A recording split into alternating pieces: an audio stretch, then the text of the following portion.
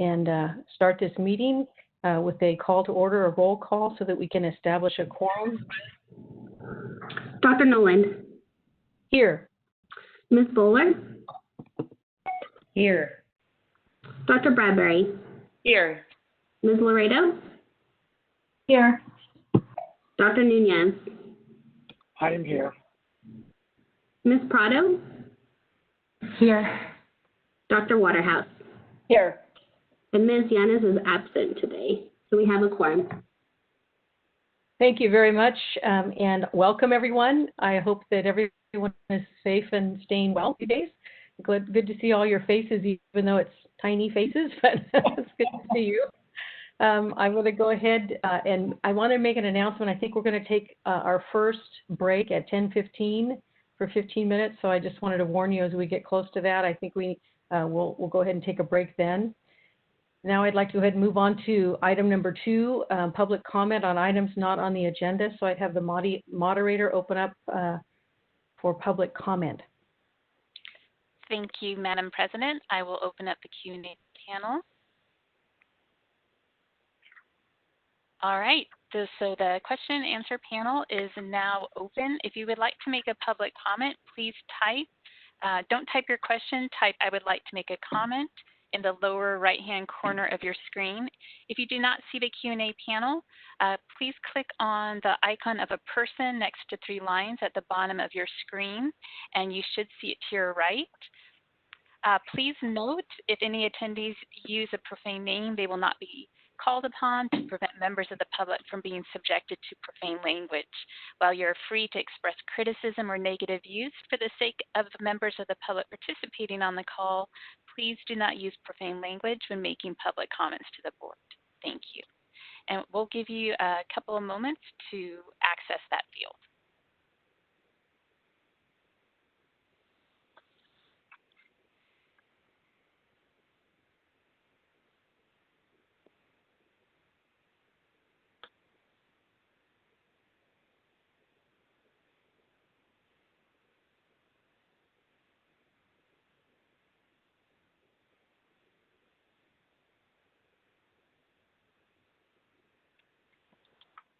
Madam President, this is the moderator, and no members of the public are requesting to make a comment at this time. Would you like me to close the Q&A panel? Yes, please. That would be great. Thank you. As you're doing that, we'll go ahead and move on to agenda item number 3, update, discussion, and possible action on the 2019-2020 legislation. And I'll turn that floor over to Ms. Sieberman. Okay, so I'm going to go ahead and share my screen so we can make sure that we are following along. Moderator, are you able to, oh, there we go, thank you. I'm going to share, let's see, this one. Okay, can you all see that? Hello, are you able to see this? Yeah, can you make it a little bigger? Is that better? Yes. Okay. All right, members.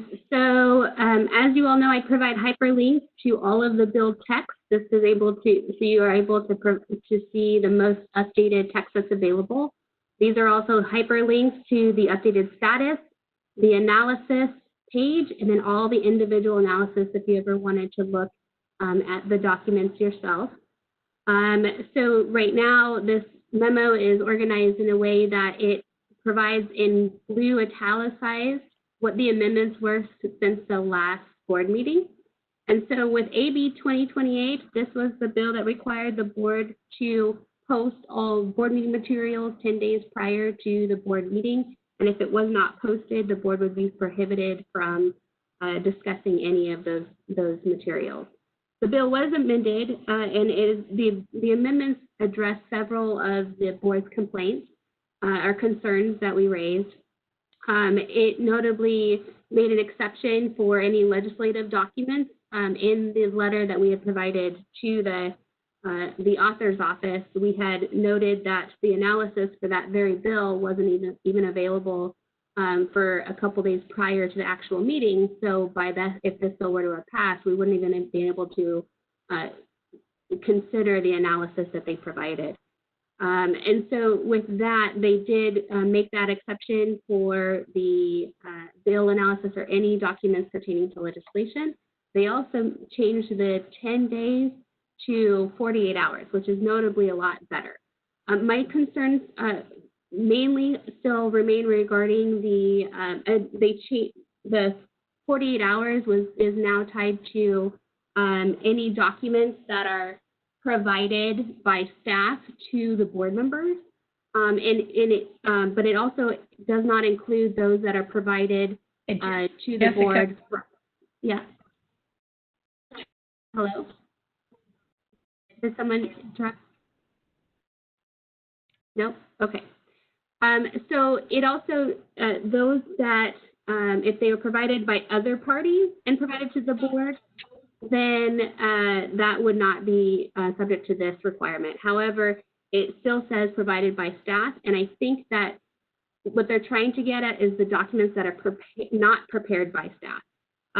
Oftentimes, I've provided examples in here where for example, the budget, when we were talking about the emergency fee increases, and the board had asked the budget office to prepare differing scenarios and come back the same day with those scenarios. And those scenarios, I think, were key in that discussion. However, if budget office did the scenarios, emailed them to us, to staff, to then disseminate out to everyone else, that then we would not be able to consider it because it's provided by staff. Another example that we provided was just at the last board meeting during a petition hearing, the attorney for the opposing side, or for the petitioner, wanted to provide exhibits to the board. Her office emailed those exhibits to us, and then staff printed them, or staff then emailed them to the board members. Based on this bill, the way it's written, we would not be able to consider that. We also have concerns with ADA compliant documents. As you've seen from petition packets, you'll have sometimes where things are handwritten in, or there's stamps on there, or there's different stuff that's very difficult to make ADA compliant, and that could cause a delay in posting them on the website. And if there's any kind of delay, if they're not posted, then we would not be able to discuss them, which is obviously a concern.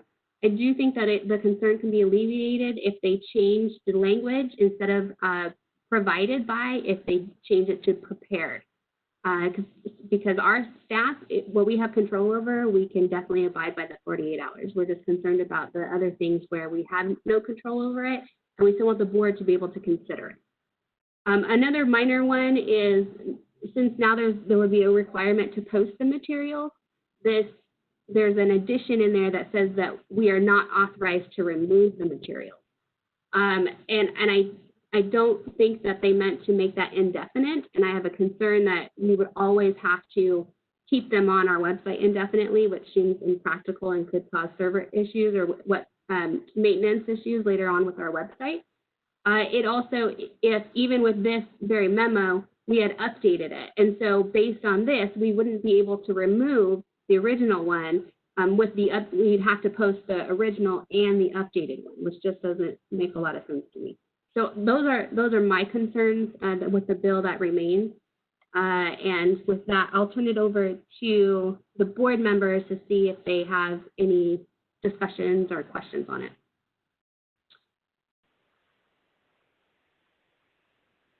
Okay, thank you, Jessica. So I think we're going to go down the list like we've done in the past, if that is okay with the board members. Since I don't have my list in front of me. As long as I'm on top of the list, it's fine.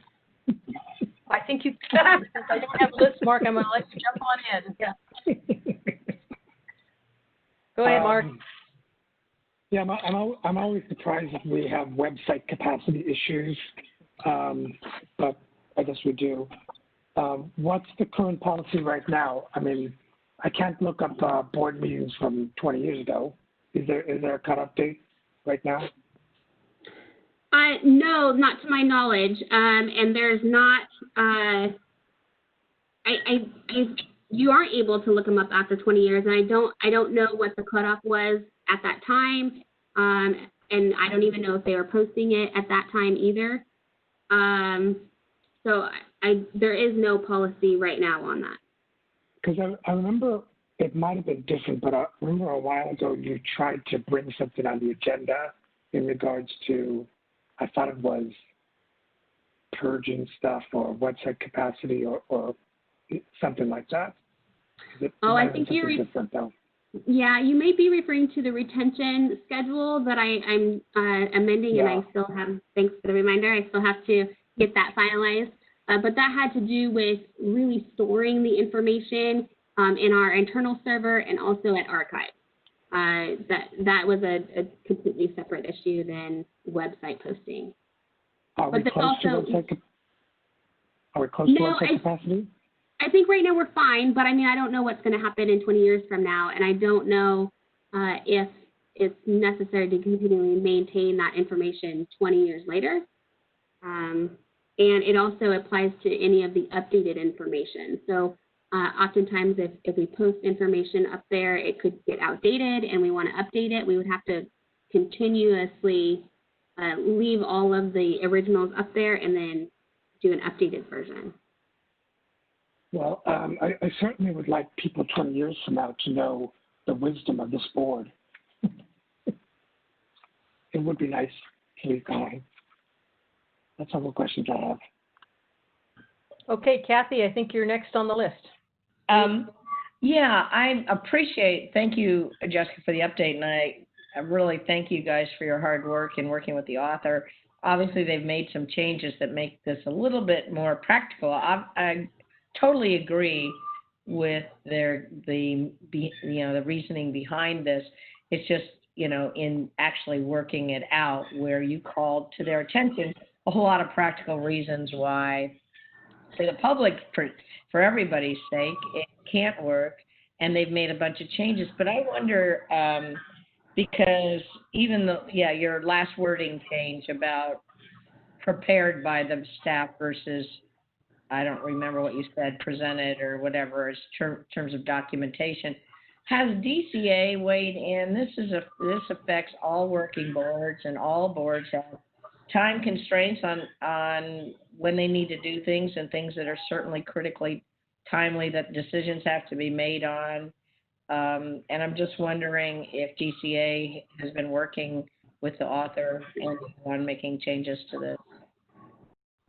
I don't know if DCA has worked with the author specifically on this bill. I do know that the Ledge office has analysts assigned to each bill, but I don't know about the conversations that have been had. It's rare for DCA to ever take a position on a bill. So to my knowledge, they have not taken any position on it. I apologize because I didn't look it up. Have any other boards come on board? Because I assume what we're describing, and you guys have looked carefully at it, all the other board staff have reviewed as well and have come up to some of the same conclusions about some of the practical problems. Yeah, to my knowledge, BBS was the first registered opposition in the bill. However, at their last board meeting, they removed their opposition based on the amendments, and they went to a neutral. So they didn't take any position after it. I don't know about other boards. Okay, thank you. Well, it sounds like the amendments did a lot, so I appreciate your work. That's the only questions I had. Okay, thank you. Dr. Bradbury, any comments or questions? Yeah, good morning. I love the change, like how simple that is to go from provided to prepare. I think that that's a really good way of solving that problem, and I think that is a problem if it isn't changed. So I think that would need to be there for me to support it, that change. And then as for the website, I think my biggest concern with the way that things are worded now is mainly for user, I don't know what the correct technological term is, but it already is hard to navigate the website, and we're working on that so that people can find things easily. And I think if I just don't know how people are going to be able to find and know what the updated things are. So I agree that somehow that needs to be adjusted so that people can find the information they're looking for easily and know that they're looking at the right form of it. And I just think that's where the problem really is, not just for the capacity of the website, but also people's ability to navigate it. So those are my comments. Thank you. Great, thank you very much. So Ms. Laredo, any comments or questions? Yeah, I do appreciate all of the amendments that were made, but my concern is that some of the restrictions would prevent us from making progress. It's just not realistic. So I haven't really changed my mind on my stance. Okay, great, thank you. Dr. Nunez, any more comments or questions? Yeah, I wonder if Jennifer can expound on that, how it would restrict our progress. Yeah, so because we're all working professionals, sometimes the documents do come through at the last minute. There can be a lot of reasons that they're not sent to us in a timely manner. So even the 48-hour restriction is restrictive, because especially when we have our subcommittees. And then with posting everything online, all of these documents are living documents and they're being changed frequently. So having older documents just consistently posted can be confusing. I know myself, I go to the board website to look things up because I can't remember everything we do during these meetings. So I think it can get confusing. So I know the bill is well intentioned, but I do think it's unnecessarily restrictive. So you're saying having those old, outdated materials removed from the website to avoid confusion is a better way of doing it. Is that your point? Yes. Okay.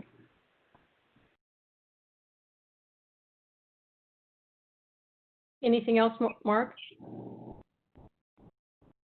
Okay, Ms. Prado, you're next. Yeah, hi. I would just agree with Jennifer, and then also the ADA compliance is concerning to me for those that aren't able to get those documents to us. Then that's a big concern for me. So again, I understand, the going back and forth and trying to make it better, but I would just share these concerns. Great, thank you.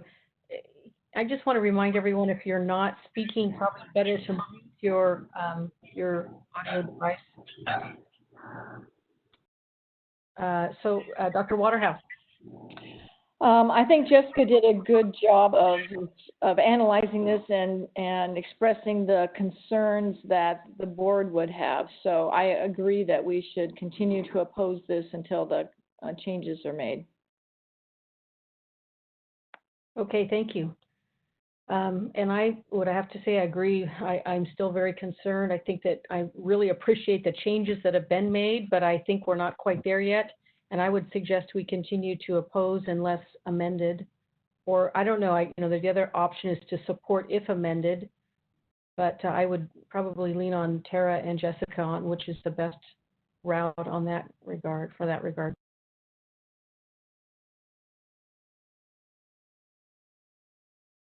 Then it would require another action of the board to do an oppose unless amended or support if amended.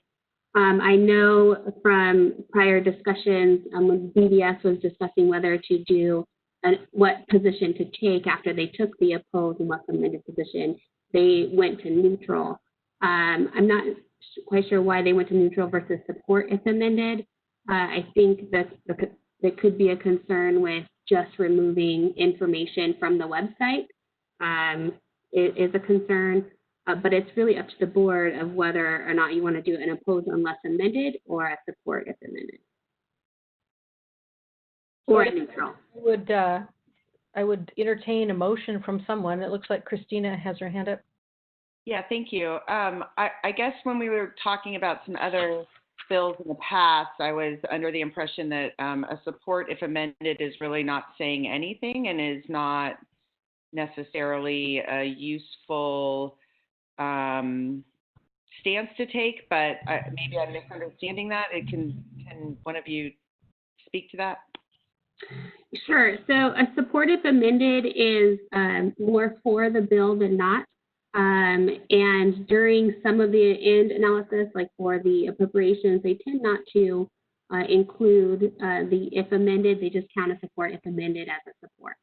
And so if you feel very strongly about these amendments, and they are, I would consider them minor, and I think that they are in line with the intent of the author. I'm hoping that the author's office would be willing to just make them minor amendments. So, I mean, it's really up to you guys what you want to do. Hi, I move that we oppose unless amended. Okay, we have a motion. Is there a second? I'll second. That was Ms. Laredo seconding. Dr. Waterman Yes. made the motion, and Jennifer seconded the motion. Yeah, any further discussion? It's Kathy. What are we specifying the amendments to be? Is it simply the changing provided by to prepared by, or provided to that language, which really is minor? I assume hopefully that would be something easy. Or are you talking about a more in-depth change to the language with regard to maintenance, website, archive stuff? I thought we were happy with that word change, but we're Muted. still, Jessica, you're muted. I thought, who's talking? Nope, you are. Jessica's trying, but she's muted. Oh, sorry. Okay, So I'll let Jessica talk. So on the screen that I'm sharing, I'm just asking to change provided to prepared, and then asking the author's office to consider whether or not they want that information on the website indefinitely. I think that if the board would like the author's office to flesh that out a little bit to avoid confusion to the public, I think Dr. Bradbury made a really good concern, and also Jennifer Laredo, with the confusion and all the outdated information on the website. So I think we can include that in the letter, and that would be, we wouldn't give them language, we would just ask them to address it. Gotcha. And what about the ADA requirement? I think that needs to be addressed too. Okay, so we could include that in the letter as well. Oh yeah, I did have questions about that. The example you gave was a handwritten note to be converted. Does that mean it has to be recorded by somebody or turned into Braille? What is that? What are those requirements? So if you take, for example, a medical record, and you can see medical records sometimes are really hard to read, and they're handwritten notes. And so in order to make it ADA compliant, you have to have some text written behind the scenes on the document that a reader can read out loud for those who cannot, for those who are having issues. And so it's hard, and it takes a lot of work, especially if the whole document is handwritten, and some are just illegible. Then we would have to have staff go in and write the data behind it to make sure that a reader can accurately read it. So it takes a very long, it could take a very long time to do, depending on the document. We're not currently required to do that? I'm sorry, what? We're not currently required to do that? We are. So we are required, anything that we post online, we are required to have ADA compliant. However, if we have documents like for example, a medical record, which we would never post. Provided. Yeah.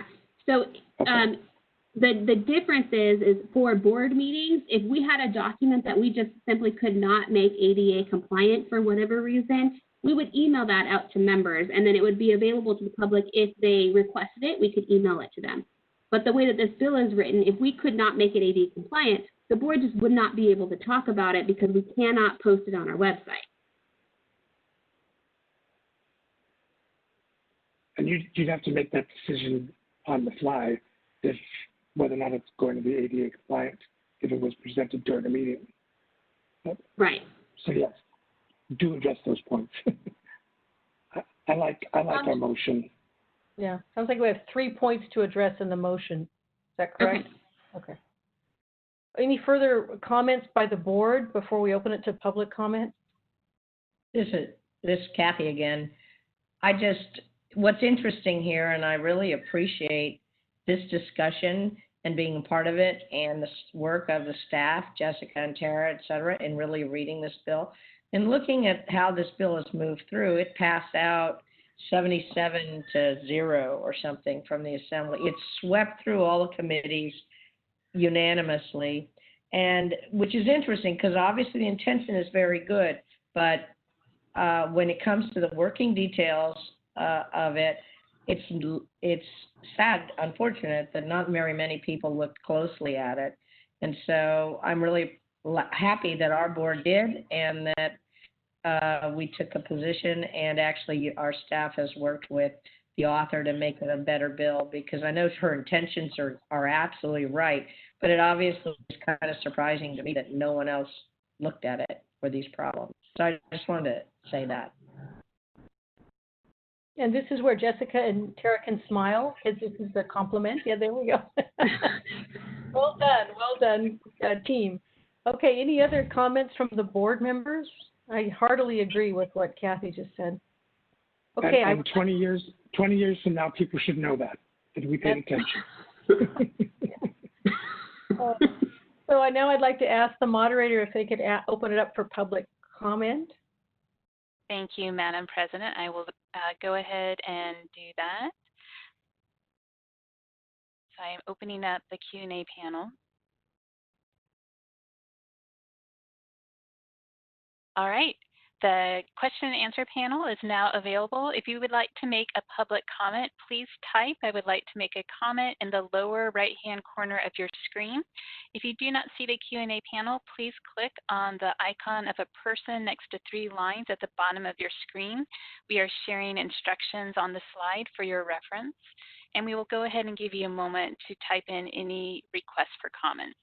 We will then unmute you in the order that you make your requests. Thank you.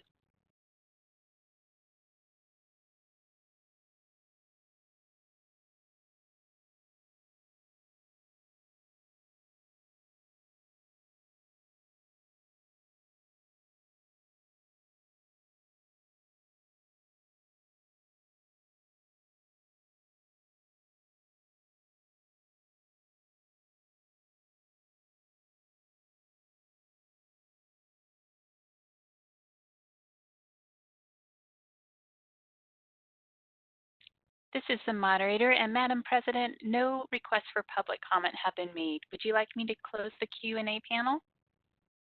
Yes, please. Thank you. All right, thank you. So now we'd like to go ahead and call for the vote. Jessica? And by the way, to reiterate what this is, it's a opposed, amended, and the 3 amendments include ADA compliance questions, timing of the posting, how long they last on the internet or on the web, and then the provide versus prepare. All right, Ms. Bowler? Yes. Dr. Bradbury? Yes. Ms. Laredo? Yes. Dr. Nunez? Yes. Ms. Prado? Yes. Dr. Waterhouse? Yes. Dr. Noland? Yes. Motion carries. Okay. Excellent. So we can move on to the second piece of legislation. Okay. I'm going to try to share my content again. Oh, there we go. Yep, perfect. Okay, so members, unless you have any objection, I was going to skip over 627. I listed it by chance. It had been amended since the last board meeting. It has not. It is still sitting in Assembly Appropriations, and so nothing has changed. We did submit our support, if amended, with the additional concerns that the board raised when it comes to the medical cannabis being able to be sold in retail and medical facilities. The board had requested that we change that to just restricting it to medical dispensaries. We sent that letter, and the bill has not changed since then. So unless there's any objection, I'll move on to SB 1115. Okay. So 1115 Wilkes bill. This was amended May 20th, 2020. The main change that was made was it removed that drop-dead deadline of January 1st for the closed colonies to terminate or change their business operation. It changed it to 3 years after the date the CDFA has determined that the equivalent supply has been met. And they also changed the data years that they're collecting to compare it to from 2018 to 2018, 2019. And that's mainly the amendments that had been made. As you all recall, the board has still decided to take a watch position on this bill. The bill did pass out of Senate appropriations despite the high fiscal that was assigned to it. And it is now on pending referral in the Assembly. So with that, I will turn it over to the board members. Okay, Ms. Bowler, any comments or questions? I appreciate the changes that were made for a couple of reasons. One, the 3 years post the determination, at least I hope, because I understand that these two closed colony blood banks service veterinarians throughout the country and would hate to impair the blood supply elsewhere after these close. So that would, I believe, give them time to relocate, though that's not easy, but to relocate if they wanted to continue in the closed colony business. So that was a concern for me, so I'm appreciative of that change. The one, and also the dates, because obviously with the pandemic makes total sense.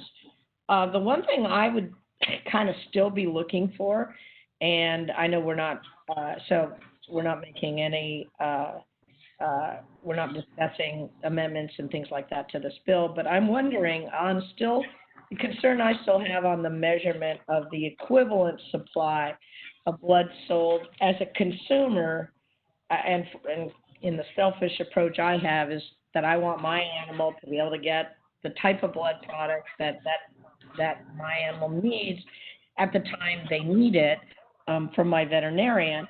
And so I'm wondering if there is language or consideration by the authors, in addition to equivalent, if the measurement is also going to be the types of products that are currently available, the availability of them, and probably the cost. Who measure that before they shut down the closed colonies? But again, I know that those were my, after reading everything, the concern I had is not just the volume, but the type of products, the cost, and the timing. So I'm hoping that's still under consideration by the authors. But anyway, that's what I had, but I did like the change of the 3 years to the 3 years and the different years for measurement. Okay, great. I'm going to go across to Ms. Prado. I'm using the pictures now, so. Yeah. I appreciate all the, continuing back and forth in this. And I know that there's, kind of like a partner bill going on in regards to this. I think that it's good that we're watching it, and then we'll just see how it develops. I think that there's things that need to be,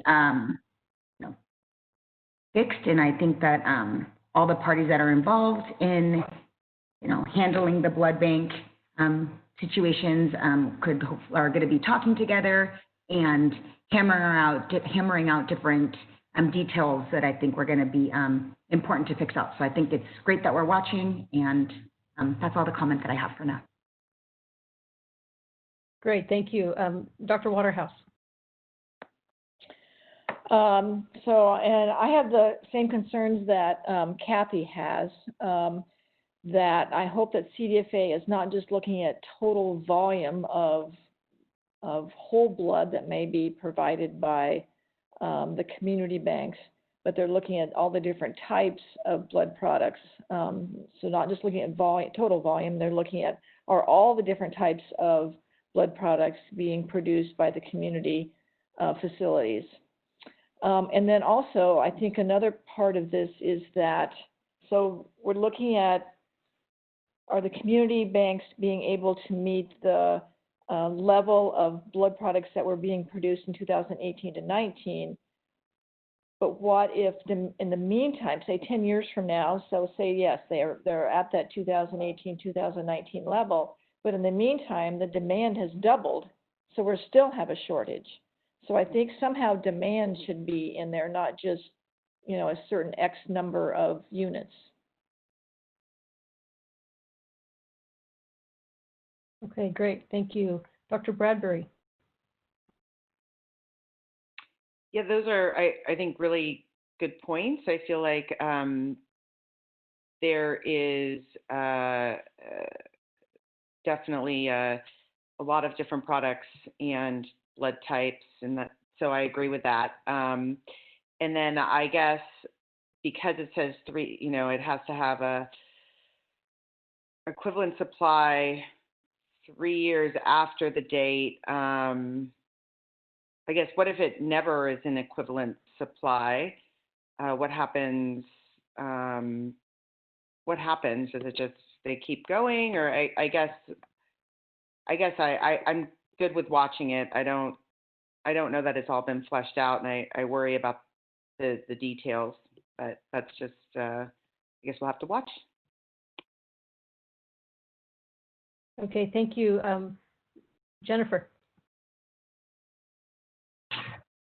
Yeah, so my concern with this the entire time has been the supply. As a consumer, I can't imagine the vet telling me that there's not enough blood to give my pet. But then there are also the quality issues because it's not just about volume. So I agree that it's still a work in progress, but I know it was very well intentioned, so I'm glad that it is still being worked on. Great, thank you. Dr. Nunez.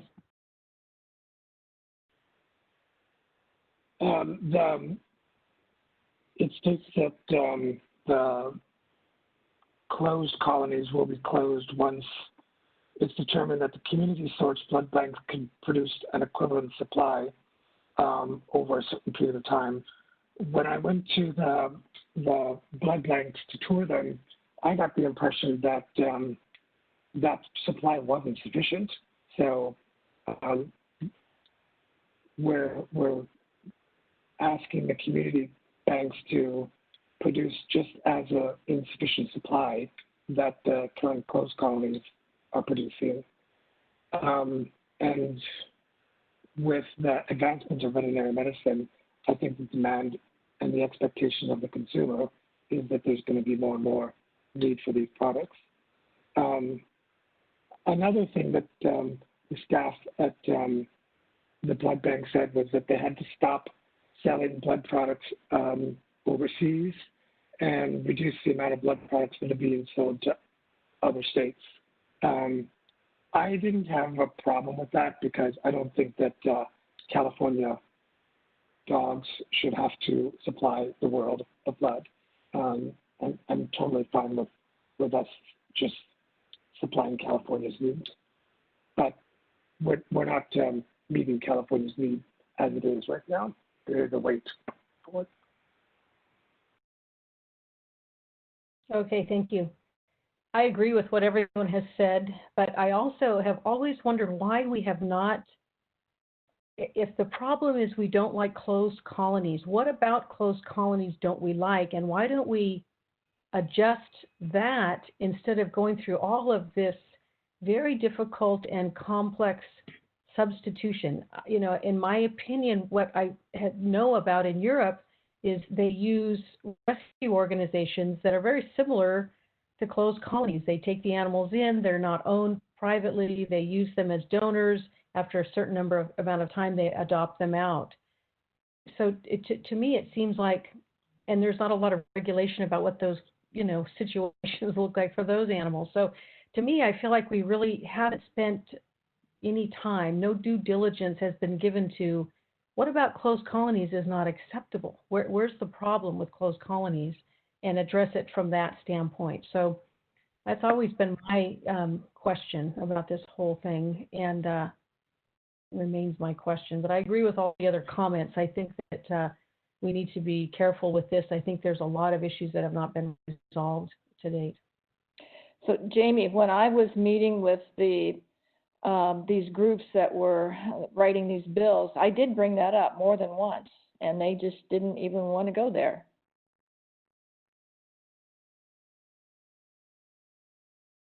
Okay, so I think Tara.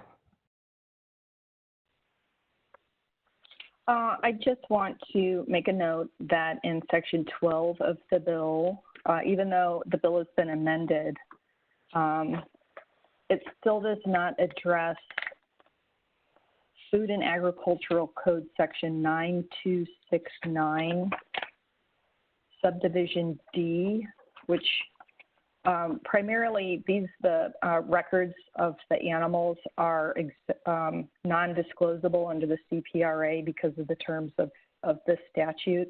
However, in subdivision D, it authorizes release of records held by CDFA to law enforcement officers with jurisdiction over any matter covered by this chapter.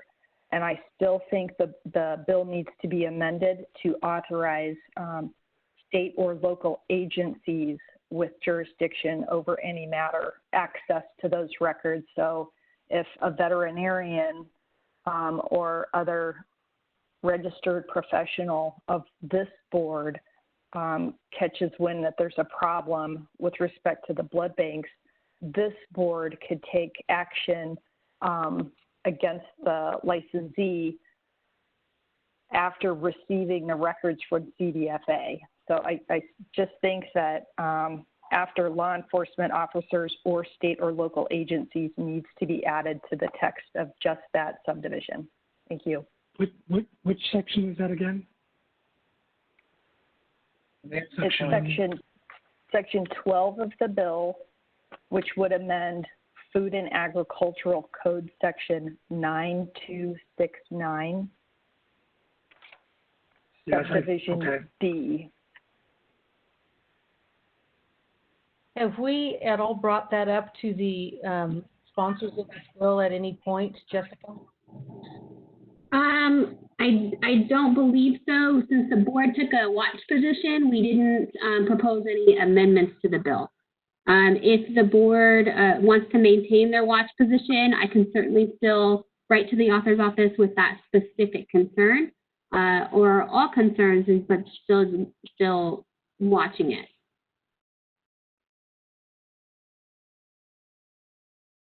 Okay, I would like to entertain a motion from someone.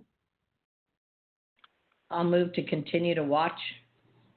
Well, we don't need to move for that, right? Right. But Continue the valiant watching. Okay, yeah. write a letter. But I would like to. Write a letter. Yes. Yeah. Yeah, I would like to make a motion to actually write a letter expressing our concerns, including Tara's last item. Kathy, would you be willing to amend your motion to that? She needs a second. And I don't think, do we need a motion to write a letter? No, I think I can just write it as long as I understand what the points in the letter would be. I think the two biggest points was is the current supply sufficient enough for California's current and potentially future needs? And then the second concern was in, and of course Tara noticed it in the subsection D about adding state agencies' ability to get their records. Tara notices everything. Okay. But also, Jessica, it's Kathy, I really do, if we're going to write a letter, which we can do, but I think we need to be more thoughtful about, in terms of just the equivalent supply, the other elements that we would be more comfortable with CDFA analyzing prior to shutting the, triggering the closed colony closure. And that's all those other things we discussed as well. Those other things are the type of the blood products, not just the supply. I think there was one more. Availability analyze and cost. Availability and cost, and look at the demand, whether it's increased or decreased. Yeah. If you just added the word products behind commercial blood, I think that would be a pretty easy fix on that one. Okay, Jessica, are you good with that then? Okay, why don't you go ahead and move on to the next? Okay, do you want to take public comment on this one, or do you want to wait until all the bills are done? Oh, no, I guess we took public comment on the last one, so let's go ahead, moderator, and open this bill up for public comment. I guess we had two, this one and the one before that we... I think Judy's on the phone, so yes. All right, this is the moderator, and I will be opening up the Q&A panel. And for members of the public, please do not use the raised hand feature. We will be opening the Q&A panel when we're ready for public comment. So if you use the raised hand feature, just click on it again and you can put your hand down. And we are in the process of opening the Q&A panel. And I apologize, my computer is doing a little buffering right now, so it will be opening. To see it once it's open, all you need to do is click on the icon of a person at the bottom of your screen, and you will see the Q&A panel at the bottom right of your field. And again, it is not yet open because my computer is buffering.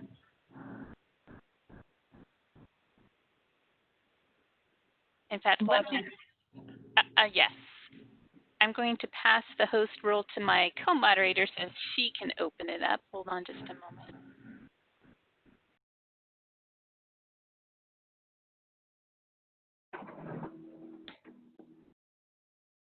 Sorry, my computer's not helping me do that either, so I apologize. This is a technical issue, and we will open the Q&A panel in just a moment. Perhaps we should go ahead with the next bill and then open it at the end of the bills. Is that okay, moderator? That would be fine with me. Thank you. Okay, Jessica, why don't we go ahead and go through that next bill? Okay, I think the only issue is I'm not able to share the content, but you all have the content in front of you just until the moderator can assign panelists or presenter information. But I can go ahead and move on to SB 1347. This is the bill that provides an exemption to licensure for shelter facilities.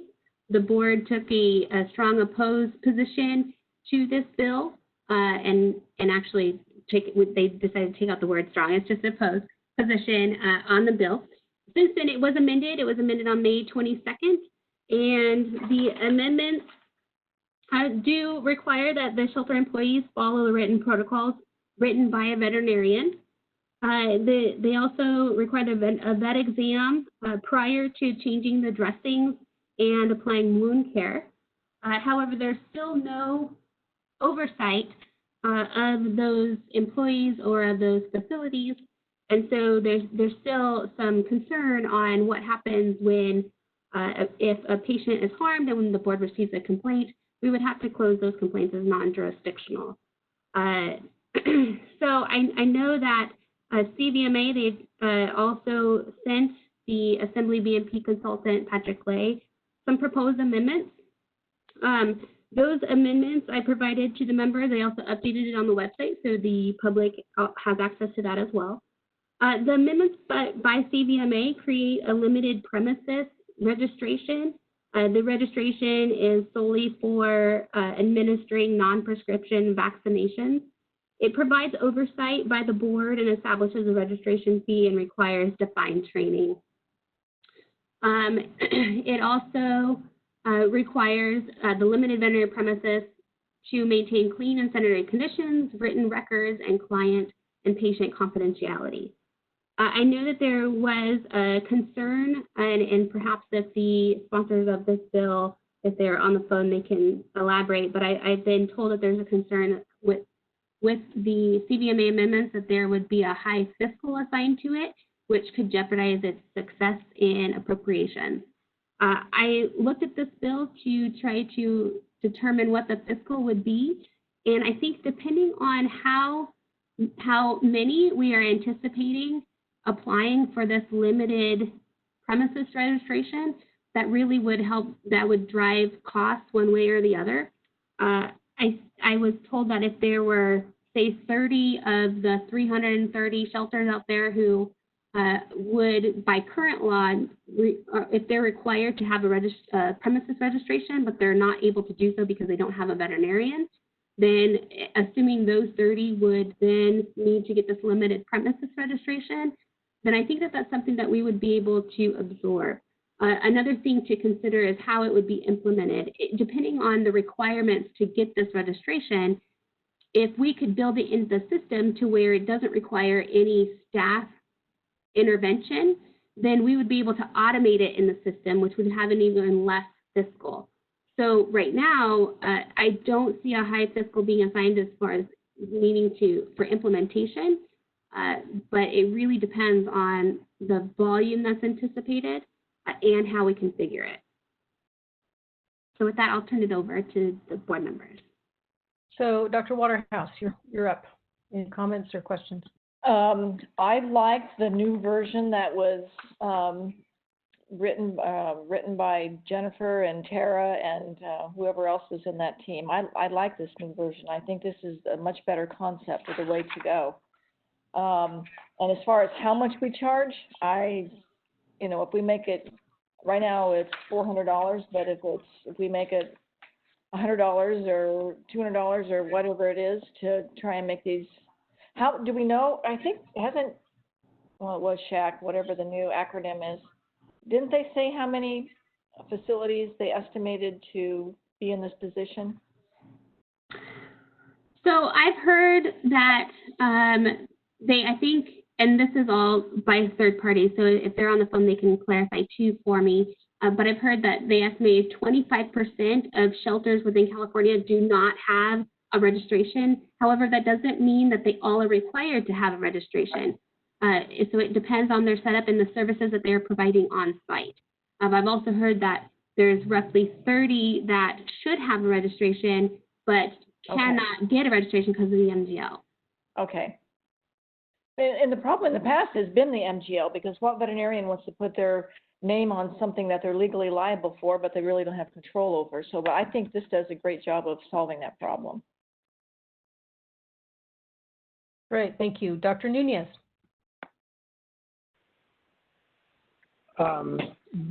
This bill is very similar to the minimum standards for shelter premises that the board and the MDC and the CUNA worked on. So I like the fact that it's similar to it, but it is also a go around, I think mostly on the premise permit part. Even though we worked hard to try to address the needs and the concerns of the shelter community, they didn't want to comply with the solutions that we came up with. And my biggest concern is, I know that shelters have limited resources and so forth, but our original goal way back when we first started doing minimum standards for shelter situations is that there has to be some minimum standards. Even though they're a rescue group, even though they're a shelter with limited resources, it cannot be used as an excuse to go below those minimum standards which we've set. So that's my biggest opposition to this bill, is that it's kind of allowing those minimum standards to get raised or lowered than what we had set it with the NBC and CDMA and our board. Okay, thank you. Dr. Bradbury. I really was very appreciative of the CDMA amendments and all the work you guys did, because I've been, on the fence with this, because I agree that these places can, if most people are trying to do a great job and keep things clean and all of that, but if there's no way to give oversight to all of them in some way, there are places that are really negligent and have issues with cleanliness and with animal care and all of that, and with no way of oversight that really isn't protecting the public or the animals. And so, but at the same time, I heard these people from rural areas coming in and giving their testimony, and I really felt for those areas, and I just am really thankful that there is this in-between option. Not that it's been passed, but I think it's a really good middle ground that still allows us to provide oversight to it and protect the animals and the public in a meaningful way. And so I think so long as we keep the permitting fee reasonable for them, but at the same time, have it, I think it would be great. I don't know what the likelihood of this passing with the amendment is, but I would be supportive with the amendment, but not supportive of the bill without the amendment. Okay, thank you. Ms. Brotto. I don't have any comments at this time. Okay, thank you. Ms. Laredo. Yeah, so I had concerns, but I'm just going to focus right now on the concern I had over lack of oversight, which is addressed in the CVMA's amendment. So for those of you who don't know, in shelter medicine, one of the main reasons there's such high staff turnover is compassion fatigue. And this is the employees. So you are losing good employees who care about these animals. And reasons for that are the workload, the lack of resources, and the lack of oversight. Just as Dr. Waterhouse mentioned, when there is a veterinarian who maybe doesn't work for the shelter and writes this protocol, they have no authority over the staff. They have no way to monitor what's going on. So oversight protects the animals, but it also protects the staff. And I use the example of the chain of command.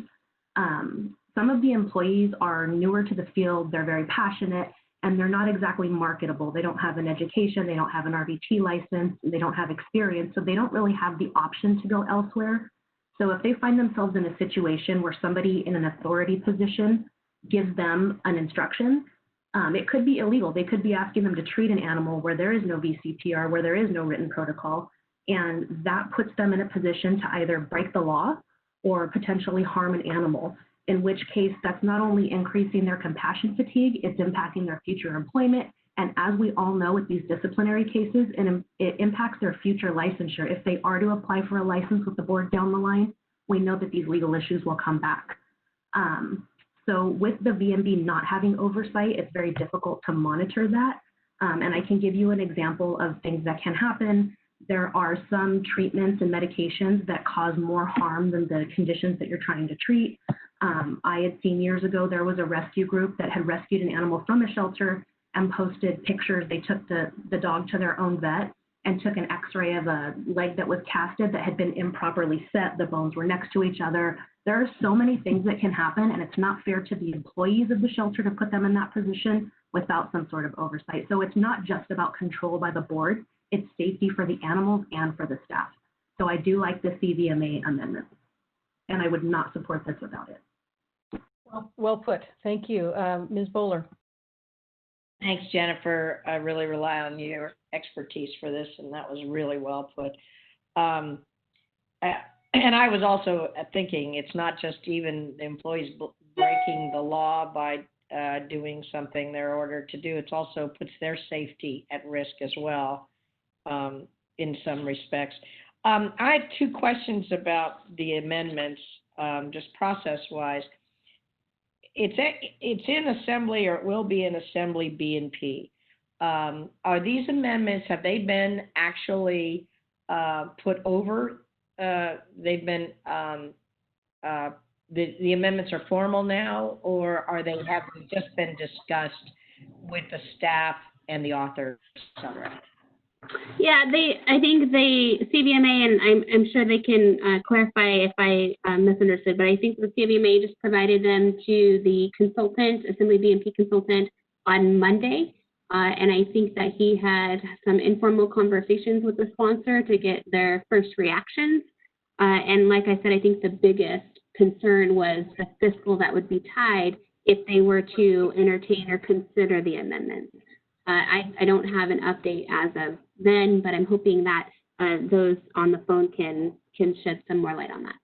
Okay. My other question is, if this bill passed with these amendments, would we already have concurrently the regs or the going through on shelter medicine anyway that, well, I don't know where they are in the process, but that were worked through the MDC and we voted on them some time ago. Would these be in sort of material conflict with those, and would we need to go back to the drawing board on those regs? If they are, if the CVMA amendments went through, I don't think they would be in conflict because it's very limited scope. And so if a shelter was providing anything in addition to this limited scope, they would still need a regular premise registration, and those shelter standards would still apply. Okay. Okay, and those are my concerns. Or questions. I really appreciate these amendments. They seem to be focused in a narrow way to just address those particular shelters with those issues, but yet give the VMB authority over the conditions there, which for public protection I think we have to have. So I appreciate it. I always think of shelters not only of having pets that are unfortunately, unowned, unwanted, sadly, but also pets that may have gotten into the shelter by getting out of somebody's yards, et cetera, and always want those animals to have the highest degree of veterinary medicine that any other animal would get. So I appreciate this. Thank you. I'd like some further clarity. I'm going to go ahead and open it up to the public. Mark, I'm sorry, we're from a time constraint.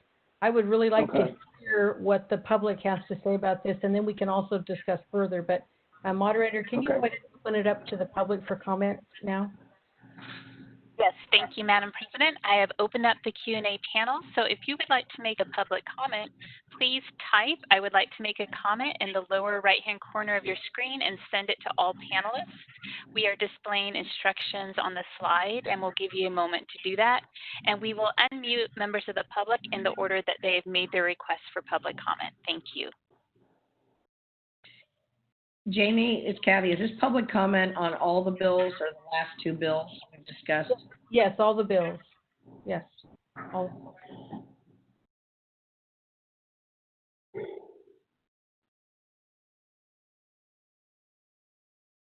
All right, this is the moderator, and we have quite a few requests for public comment. The first person is Jill Tucker. Jill, I will let you know when you've been unmuted.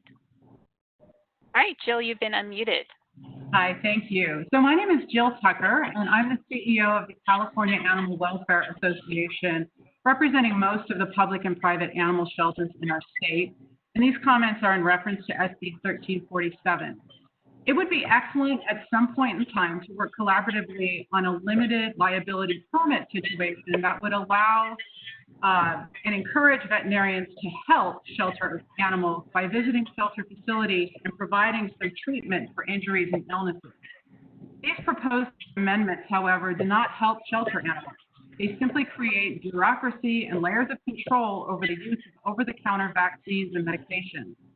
The VMB's job is to oversee veterinary medicine, not shelter operations. So this desire to ensure you are exercising some sort of control over every animal shelter in the state is costly and, in our opinion, an overstep of your authority. If you truly feel a special permit should be required for the use of over-the-counter medication, then that should be required of every pet-owning household in our state. Additionally, as recently as 2017, the VMB website FAQs specifically stated that shelters could provide vaccines without veterinary oversight. Shelters have been operating under this permission, doing so without problems and utilizing third-party veterinarians as needed for spay-neuter surgery and treatment of sick and injured pets. No legal basis has been provided for changing that policy, as the underlying laws have not changed and the VMB has not been directed to do so. You changed the policy, told us that it is now unacceptable for shelters to vaccinate animals without a permit, and told us that if we wish to change that, we need to go about changing the statute. So here we are. The proposed amendments create a brand new set of regulations created without stakeholder buy-in, create a costly structure of oversight right in the middle of a pandemic where extra funds are simply not available, impose an unfunded mandate on shelters to comply, remove existing laws allowing shelters to humanely euthanize animals, all while providing no actual help or additional services for shelter pets. We find this shameful, deeply disappointing, and want it noted that we are very much opposed. We are still very open to working with VMB and CBMA on training and protocols for shelters. And that concludes my comments. Thank you.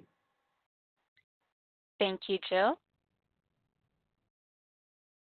And the next person that would like to comment is Nicholas. So Nicholas, I will let you know when you have been unmuted. All right, Nicholas, you've been unmuted. Hi, everybody. This is Nicholas Sackett, Social Compassion and Legislation. Thank you for the discussion on SB 1115, the Wilk Blood Bank Bill. Just a couple points. One, someone on the board mentioned that there's another bill. That bill isn't moving, so this is the only bill that is pertaining to blood banks this year that is currently moving. So that's number one. Number two is there was discussion on two amendments. One would be to clarify that not only normal blood, but blood products should meet an equivalent supply. We agree with that, and think that that's sensible. So happy to see what letter you guys send pertaining to that and discuss it with Assembly Ag.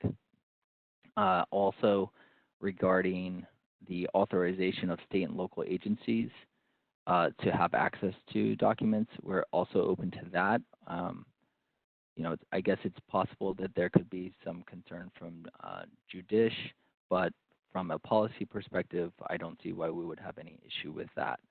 And also, there was one other question about whether if the equivalent supply is never met, and in that case, there would be no phase out. Then community banks would still be able to operate, but the trigger to phase out the closed colonies would never come. So if the community blood banks can't make it happen, then the closed colonies will remain in business.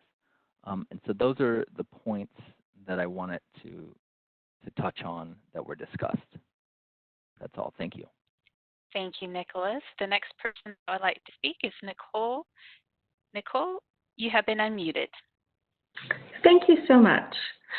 Good morning, Madam Chair and members. Nicole Wortelman on behalf of San Bernardino County in strong support of SB 1347 as it's currently in print.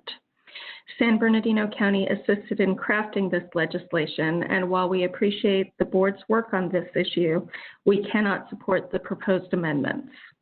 We are greatly concerned that the proposed amendments contain unfunded mandates for the county, which during this time in particular cannot be absorbed. Our current analysis of the county's funding shortfall resulting from the pandemic exceeds $100 million. The proposed amendments would exacerbate the shortfall through the establishment of new undefined standards that would allow the regulation of government animal shelter facilities in the same manner that the board regulates private sector veterinary practices. While we share the board's goal of ensuring the health and safety of animals, we cannot endorse the proposed amendments. Thank you. Thank you, Nicole. And the next and last request for public comment is from Judy. And yeah, I don't know. Can you hear me? yes, we can. Okay, let me put the headset. All right, and I want to thank you guys for taking a watch and putting your letter together.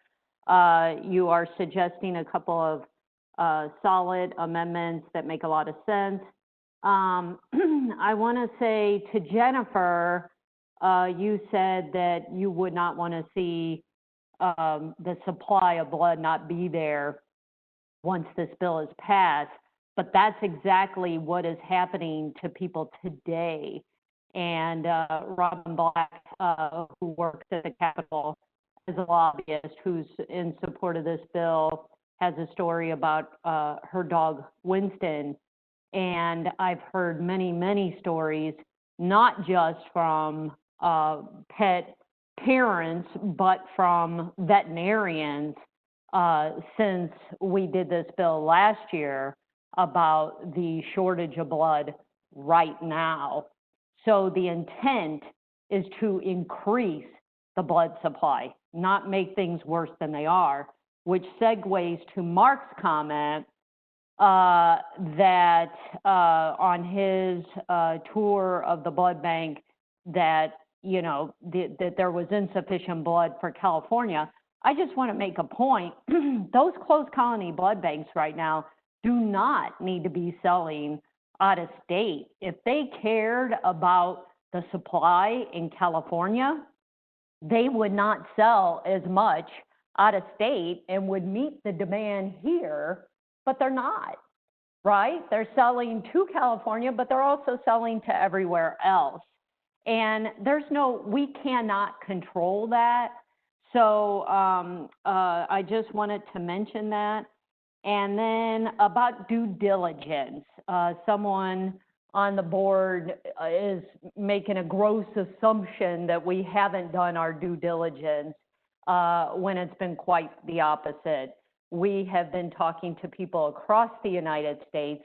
There is not legislation like this across the United States. What there is community blood banks and not this closed model like it is here. And so the example you gave about a rescue group that could participate, absolutely, our bill will allow for that.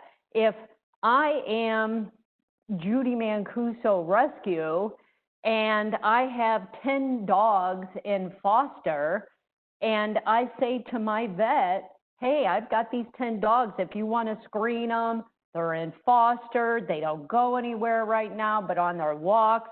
And I want them to participate in your blood bank. That will be open to them. So yes, indeed, we have spoken to everyone around the United States, here at home, and your example fits right into where we're going with this bill. The reporting by product is a great idea. That could just be in the reporting requirement to CDFA. Nick touched on no other bill. And I think I just went through the whole list. I hope I captured everybody's, that we captured everybody's comments. So thank you. We look forward to seeing your letter, and you all have a great day. Thank you, Judy. And this is the moderator. To put your hand down, simply click on the hand icon again, and your hand will go down. And Madam President, that is the end of public comment requests. Would you like me to close the Q&A panel? Yes, please. And thank you again to all of you, all the members that have made comments. We really appreciate it and are grateful that you're here. I would like to open it now back up to the board for further comments. I think, Mark, I interrupted you, so you have the floor next.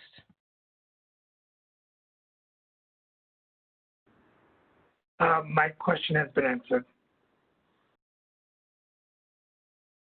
Okay, great. Any other comments from board members? Feel free to jump in. I actually had a question. and I don't know if I think it was Jill Tucker who mentioned it, that it had to do with removing existing laws allowing animal shelters to humanely euthanize animals. And I think I must have missed that because shelter employees are authorized by a state law that has nothing to do with our board. So I'm not really sure what was meant by that. I don't know if maybe Jessica knows what that means. I don't, but perhaps we can open it back up to unmute Jill Tucker so she can provide that clarification. This is the moderator, and Jill, you've been unmuted. Hi there. Yeah, the whole permission under the statute to euthanize animals was redlined in the proposed amendments.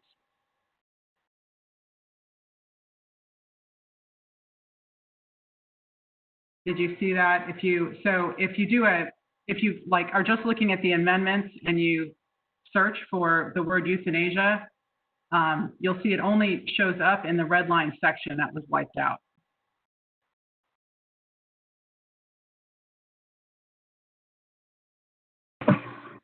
Okay, thank you. And then to Jessica and Tara, I mean, that's something that's a state authorization. Is that something that we even have the authority with lining that out in our wording have anything to do with superseding what the state already authorizes? So Tara or CB May can jump in if I'm incorrect, but the red lines that are in the proposed amendments are simply redlining the prior bill language, and I don't think the intent was to redline anything in existing law. I think it was just striking what the bill was saying to replace it with these are the amendments. Tara, am I correct in that? Yeah, effectively, 4827 would no longer be amended by SB 1347. There's nothing in the bill that says we're deleting anything in 4827. We're not removing or repealing the ability to administer sodium pentobarbital. The language, the amendments before you just remove any amendments to 4827. So that law would remain the same. It would have no change. Okay, thank you. So back to, does that make sense, Jill? Does that make sense to you, Jill? And Jill, yes. Yeah, so yes, if that's the case, that makes sense. Still doesn't make us happy with this bill, with these proposed amendments, though. Okay, thank you. I think Dr. Bradbury had her hand up. Thanks. I had two comments. One regarding the shelter bill. I heard the concern about the financial impact in the middle of a pandemic with budget shortfalls, and I wonder if to allay those concerns, we for this particular situation during the pandemic, I don't know if there's times we can waive fees for something like that, and I know that's getting ahead of ourselves, but I don't think that it's not about the fees as much as we are concerned about the animals being cared for properly, and it's not just vaccinations that this is covering. And so I just want to say that it really isn't the intent of us being against it unless it's amended. We want people to do good work. We just want there are bad actors in anything that's being done. So every person that is operating as a shelter is not the people that that not everybody is doing a great job. And so I just want to say that the intent is really to protect the animals and protect consumers, not to take away anybody's right to help animals. So I just want to make sure that I think everybody on the board wants to help shelters do their work in a way that protects animals. As for the blood bank, I appreciated the clarification. That was really helpful. And I guess, and I also don't love the idea of closed colonies. So I'm same thing, right? I'm not like for closed colony blood banks. I would love for a structure that has, as Jamie pointed out, you know, they come in for 2 years, kind of like UC Davis used to do. They donate blood and then they're adopted out. I think that that's a really great model. So I think I like that idea. I'm concerned that if this bill passes, even though it has this mandate that it would be X amount of years of showing that we were able to have the proper blood products even, I don't know that if I were a commercial blood bank that I would stay in the state and continue to provide blood regardless. Like they don't have any, there's nobody telling them they have to do this. And if it's looking like their business is going to be shut down in 3 years, I don't know that they would stay here and do it. So I think there's a risk of us actually losing them and not having the blood products we have. And as Mark pointed out, we already don't have enough. So that's another caution I thought about as we were talking about this. And that's all I have to say. Thanks. Great, thank you. So Jessica, a point of clarification, we have had public comment. I don't think there's any motions we need unless we do want to direct you to write that letter on SB 1347, bringing up the points that we talked about. So if you're not changing any positions, then there's no motion necessary. However, if the board for 1347, they took a straight opposed position. They didn't do an oppose unless amended or a support if amended.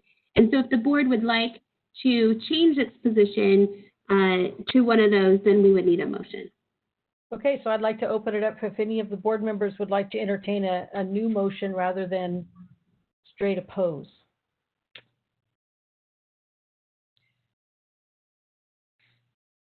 And for clarification, we're talking about 1347? Yes, we're talking about 1347.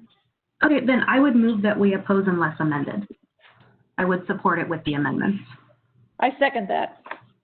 Okay, so we have a change in our stance on this bill from oppose to oppose unless amended, and a first and a second. Any other comment by the board members?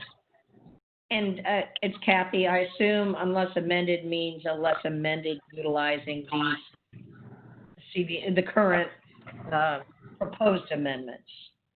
Is that what we put in our letter? Yeah. Tara, you have a hand up or is that? Yeah, just like what Ms. Bullard was saying, I just wanted to clarify that oppose unless amended to reflect CVMA's amendments. I think that's a bit more clear. Okay. Any other comment here before we open it up to the public? Okay, if moderator, would you mind opening it up to the public regarding specifically the change in stance for the 1347 bill? Thank you, Madam President. I have opened up the Q&A panel. Members of the public, if you would like to make a comment, please type. I would like to make a comment in the Q&A field and send it to all panelists. We are displaying instructions on the slide.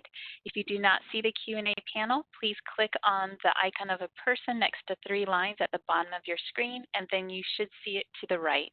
We'll give you a moment to type in your request.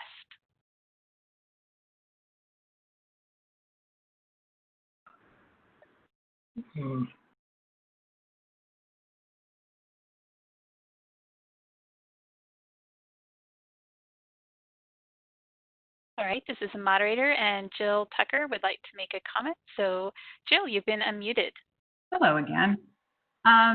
So I wanted to chime in, you know, as we've been going through this process, I've had some lengthy discussions with Dr. Kate Hurley of UC Davis, who worked on this issue years ago. And as I was talking about what we're just trying to make sure that shelters have the ability to do, regardless of their ability to obtain a veterinarian, she kept having this, why are we having this discussion, look on her face. And I learned that there were 3 years invested between the Veterinary Medical Board and an animal care coalition of shelters that took place between 2005 and 2008 that had lengthy discussions on this.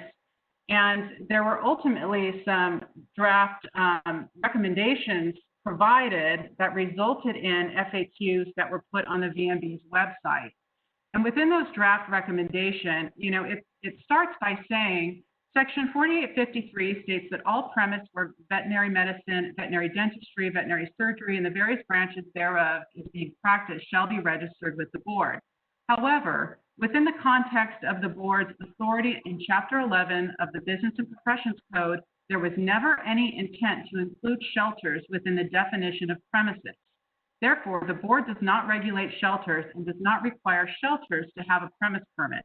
In the cases where shelters have a created veterinary premise within the shelter, the board would have jurisdiction over that particular facility within the shelter and would require a premises permit and minimum standards of practice. And so with that, it was clearly authorized on your website for years and years for shelters to be able to provide these over-the-counter vaccines. And I don't know, I mean, that was as recent as 2017. And I don't understand what changed and why it was suddenly deemed unacceptable to do so. So that's just kind of some history and frustration on our end with this. And I also, these amendments have a cost associated with them, which is going to be, a veto from the governor, because the governor is not wanting anything to go through that's going to cost the state money at this time. So in the meantime, we're in a predicament where the Veterinary Medical Board is saying that shelters can't provide these basic over-the-counter vaccines without oversight. So I'll leave it at that for now. Okay, thank you for your comments, Jill. I will add that, like Dr. Waterbury mentioned, this bill goes past vaccinations. And so it's that's part of the dilemma, but I appreciate your comments. Okay, I think I would like to, unless there's further comment, make a call for the vote to change this to amended from opposed. So Jessica? Let me ask a question. Is I'm sorry, Mark, do you have another question? Yeah, is CVMA on the call? And do they want to say anything? They are, and they have not asked. Yes, they are. They have not indicated that they would like to speak. All right. Okay, Jessica, Paul? Ms. Bowler? Aye. Dr. Bradbury? Yes. Ms. Laredo? Yes. Dr. Nunez? Yes. Ms. Prado? No, I was in support of this bill prior, so no to the opposed with amendments. Dr. Waterhouse? Yes. Dr. Noland? Yes. Motion carries. Okay, we're going to take a break. So can I ask a question? So on SB 1115, so we're writing a letter to them too about our. Right. So the request was to keep your watch position, so you don't need a motion to change that. But I will be writing a letter to the author's office explaining all the concerns that were raised. Okay, great. Okay, thank you. Okay, I'd like to suggest that we take a 10-minute break. Thank you. We'll be back here at 10:40. Thank you.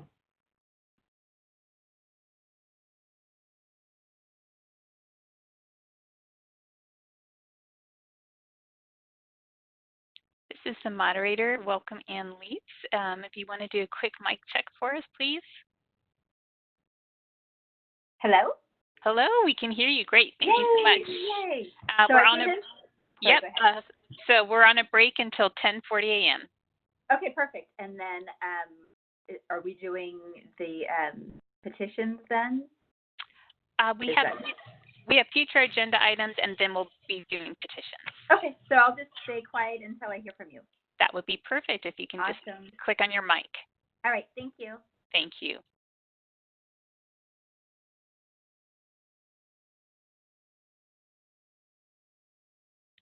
And Anahita, this is the moderator. I've promoted you to a panelist. If you want to do a quick mic check for us, just click on your microphone. Hi, good morning. Good morning. Thank you. We can hear you. So we'll be back by 10:40 a.m. Okay, thank you. Uh-huh.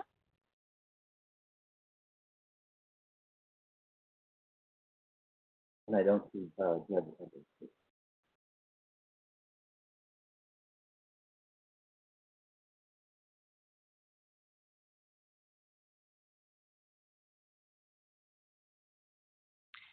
And this is the moderator, Bonnie. I've promoted you to a panelist. If you can do a quick mic check for us.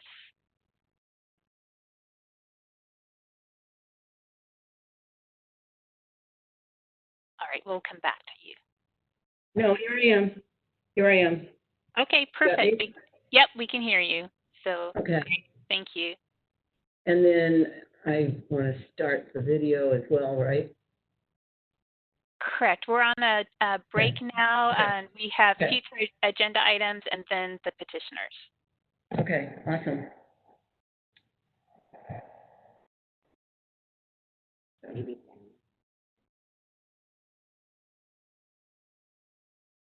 Okay.